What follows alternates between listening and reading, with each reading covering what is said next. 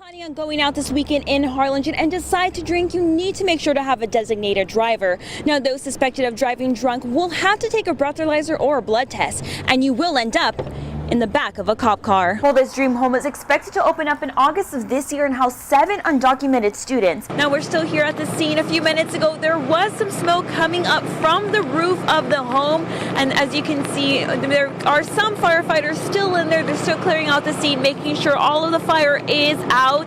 Right now, as you're on your way home from work, you may see drivers texting while on the road. In some Valley cities, it's already against the law to text while you're behind the wheel. And now a new study shows just how dangerous it can be. Now, the new city ordinance requires for businesses to paint over graffiti just like this, but they won't be paying alone. Police have offered to help pay the tab. Active scene here at the correctional facility. This protest calls a Lyford, San Perlita, and Ravenville schools to be put on lockdown. Police released this dashcam video of Justice Nora Longoria being arrested on a DWI charge.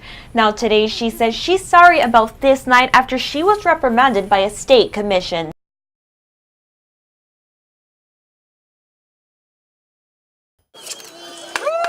The City of Harlingen presented their new park made especially for children with special needs. I think it's great. Harlingen parent Daisy Medlin's 7-year-old son Nathaniel has Down syndrome. She says a long elementary student sometimes has trouble at other parks in the city, but the CB Wood playground is perfect for him and children with special needs. Sometimes he has a hard time going up the steps to the slides.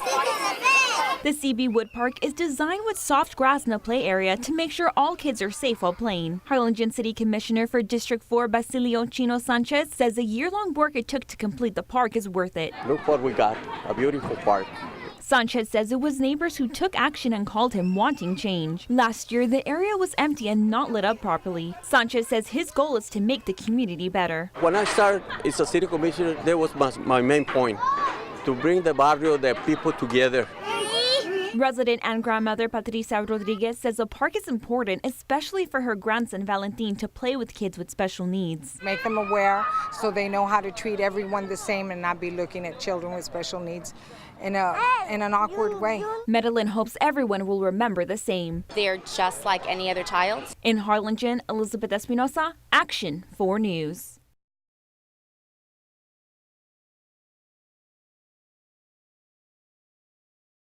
Many drivers use their phones to check social media or to text, but be aware, the Harlingen Police Department is on the lookout enforcing the city ban.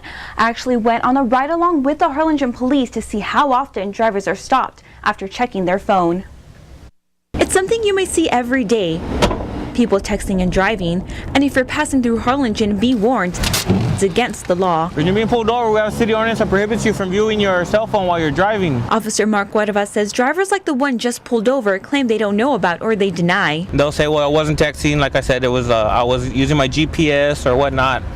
I try to, at the least, educate them. The texting while driving ban has been in effect for the last 3 years in Harlingen, with cities like Austin and San Antonio taking it a step further by banning usage of any kind of handheld devices while driving. Officer Cuerva says it's something to consider here locally. It's not just making my job easier, we are trying to reduce crashes and collisions. And it may not entirely be up to each city. This year, the Texas legislature will consider a bill that, if approved, will make it illegal for you to use handheld devices while driving. Anything we can do to make the streets safer is what we need to do. When asked why some people may see a police officer using a cell phone or other electronic devices while on the road, Sergeant John Parrish says that it is only allowed when responding to an emergency. There are going to be times as an emergency responder that we are going to need to utilize things to help us effectively do our job. But always, Officer Cuerva says they remember to use caution. The last thing we want to do in an emergency vehicle is cause a collision.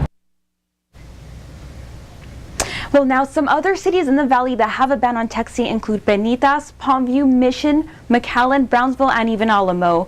For now, live in the newsroom, Elizabeth Espinosa.